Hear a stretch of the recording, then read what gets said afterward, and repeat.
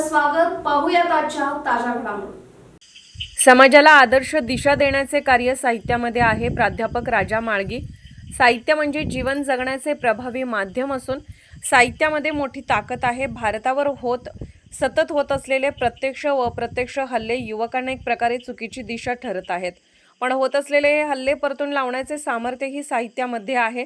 तेव्हा सक्षम युवा पिढी घडवण्याचे कार्य साहित्यिकांनी आपल्या लेखणीतून करत राहावे, असे मत व्यक्त करताना ख्यातनाम लेखक, कवी, समीक्षक प्राध्यापक राजा माळगी म्हणाले. ते बेडकियाळ येथील कैलासवासी बसवंत नागू शिंगाडे चॅरिटेबल ट्रस्ट यांच्या वतीने रविवार दिनांक 20 रोजी BS हायस्कूलच्या देशभक्त रत्नापा कुंभार सभागृहात आयोजित करण्यात आलेल्या 5व्या मराठी साहित्य संमेलनाच्या अध्यक्षपदावरून बोलत होते. प्रथम विश्वरत्न डॉक्टर बाबासाहेब आंबेडकर यांच्या पुतळ्यास उद्योजक डॉक्टर बाबासाहेब चिकणे यांच्या हस्ते मालार्पण करण्यात आले. ग्रंथ व पालखी पूजन कोल्हापूरचे उद्योजक दत्तात्रय पाटील व डॉक्टर सुमित्रा पाटील यांच्या हस्ते करण्यात आले. नंतर विविध वाद्यांच्या गजरात साहित्यनगरीपर्यंत ग्रंथ दिंडी काढण्यात आली. अरण्य ऋषी स्वर्गीय मारुती चितमपल्ली प्रवेशद्वाराचे उद्घाटन डॉक्टर दिलीप नेवसे यांच्या हस्ते करण्यात आले. तर जयंत नारळीकर साहित्यनगरीचे उद्घाटन डॉक्टर अनंत शिंगाडे उद्योजक पुणे यांनी केले.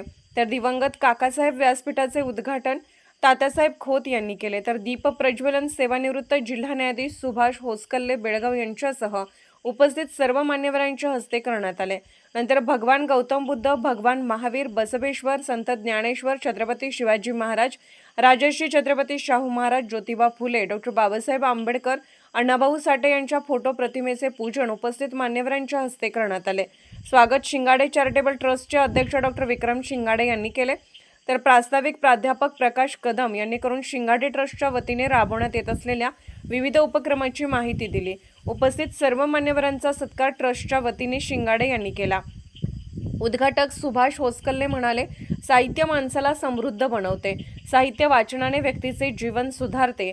साहित्य माणसाला जगणे शिकवित असून साहित्य भाषा बांधव वृद्धिगत करते. यावेळी राजेंद्र पवार वड्डर म्हणाले, सध्याच्या या काळात साहित्य संमेलन आयोजित करणे कठीण असून यामागे विक्रम शिंगाडे यांचे मोलाचे कार्य ठरत आहे. याची इतरांनी प्रेरणा घ्यावी. दुसऱ्या सत्रामध्ये प्राध्यापक डॉक्टर पांडुरंग पाटील यांनी आधुनिक युगात जगताना आपण कसे जगतो हे महत्त्वाचे असून कोणत्याही भाषेचा भेदभाव न करता भाषेवर आपले प्रेम असले पाहिजे. यावेळी डॉक्टर विवेक गिरी घोडावत इन्स्टिट्यूट कोल्हापूर यांनी सध्याचे बोलते तंत्रज्ञान आजच्या युगातील तंत्रज्ञानाचा उपयोग याविषयी आपले मनोगत व्यक्त केले. तर साहित्य संमेलनाचे औचित्य साधून बेडखेळ येथील महिला सफाई कामगारांचा सत्कार करण्यात आला. तसेच विविध क्षेत्रातील उल्लेखनीय कार्य केलेल्यांचा सत्कार करण्यात आला. तिसऱ्या सत्रात श्रीपती कोरे व शुभांगी कोरे स्वरतरंग संगीत अकॅडमी इचलकरंजी यांच्या वतीने बहारदार गीत संगीताचा कार्यक्रम झाला.